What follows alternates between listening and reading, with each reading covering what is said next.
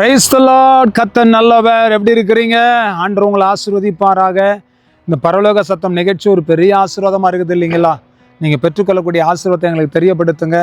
பாருங்கள், பின்னாடி பாருங்கள், அருமையான இயற்கை பகுதிகளில் வந்து உங்களுக்காக வீடியோ எடுத்து போடுவதில் மிகுந்த மகிழ்ச்சி அடைகிறேன். இந்த நாளில் ஒரு வசனத்தை உங்களுக்காக வாசிக்கிறேன். அப்போஸ்தலர் 14ஆம் அதிகாரம் 10ஆம் வசனத்தை வாசிக்கிறேன். நீ எழுந்து காலூன்றி நிமிர்ந்து நில் என்று உரத்த சத்தத்தோடு சொன்னான். உடனே அவன் குதித்தெழுந்து நடந்தான். கர்த்தருடைய பிள்ளைகளை, இங்கே வாசிக்கிறோம், வேத வசனம் தெளிவாய் சொல்லுகிறது. ஒரு மனிதன் இங்கே இருக்கிறார்.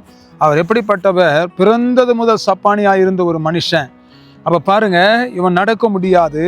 இவன் ஒருபோதும் நடவாமலும் கால்கள் வழங்காதவனமாய் காணப்பட்டான். இவனை பவுல் பார்க்கிறார். பார்த்து இவனுக்கு ரட்சிப்புக்கேற்ற விசுவாசம் இவனுக்குள் இருக்கிறது என்று சொல்லி இயேசு கண்டு இவனுக்கு என்ன சொல்லுகிறார்? நீ எழுந்து காலூன்றி நில், நிமிர்ந்து நில் என்று சொல்லி சொன்ன உடனே அவன் எழுந்து, அவன் குதித்தெழுந்து, அவன் என்ன பண்றான்? மிக உரத்த சத்தத்தோட அவன் என்ன பண்றான்? அந்த சத்தத்தை கேட்ட உடனே எழுந்து குதித்தெழுந்து நடந்தான் என்று வாசிக்கிறோம்.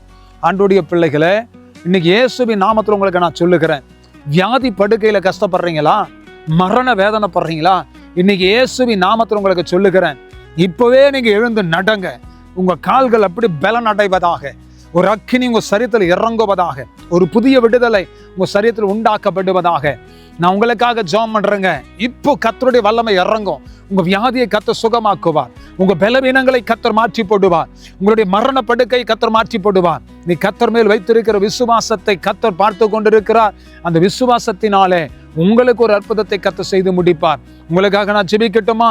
நசரேயனாகிய இயேசு கிறிஸ்துவின் நாமத்தினாலே இந்த மகனுக்காக, இந்த மகளுக்காக ஜெபிக்கிறேன்.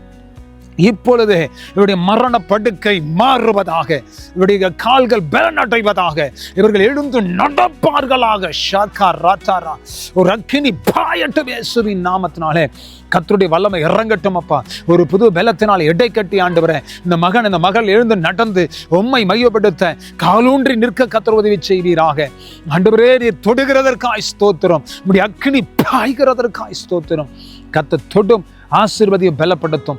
இயேசு கிறிஸ்துவின் நாமத்தினால ஜெபிக்கிறோம் நல்ல பிதாவே. ஆமென், ஆமென், ஆமென், ஆமென். God bless you. எழுந்து நடங்க. பெரிய காரியத்தை கர்த்தர் உங்க வாழ்க்கையில் செய்வார். ஆமென், ஆமென்.